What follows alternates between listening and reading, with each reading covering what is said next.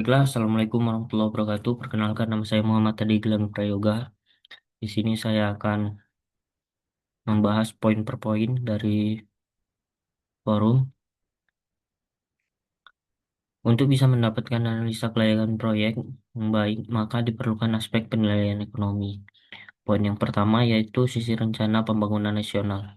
Penilaian ini menekankan keselarasan proyek dengan prioritas makro.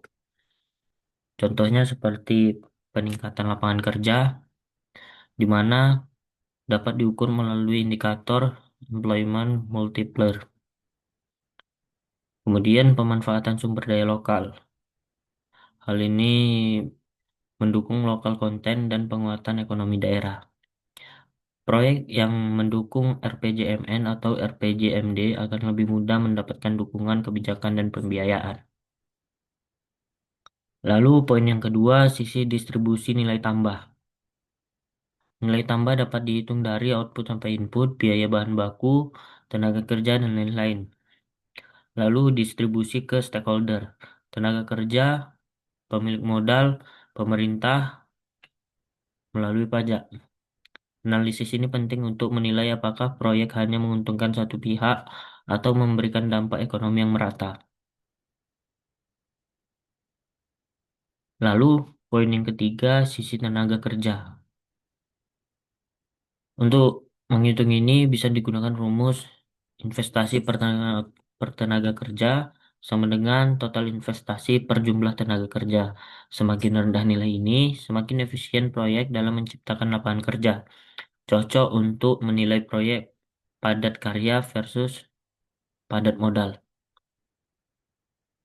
Lalu poin yang keempat, sisi keuntungan ekonomi nasional. Berbeda dari IRR, IRR mengecualikan pajak dan bunga pinjaman, fokus pada manfaat ekonomi real bagi masyarakat. IRR digunakan dalam proyek publik atau KPBU untuk menilai manfaat sosial ekonomi, bukan hanya keuntungan finansial. Lalu poin yang kelima, sisi pengaruh sosial. Hal ini dapat diukur melalui jumlah tenaga kerja lokal yang terserap, dampak terhadap kesejahteraan masyarakat sekitar, perubahan pada pola konsumsi, pendidikan, dan kesehatan. Analisis ini sering dikaitkan dengan studi sosial dalam AMDAL atau Social Impact Assessment atau SIA.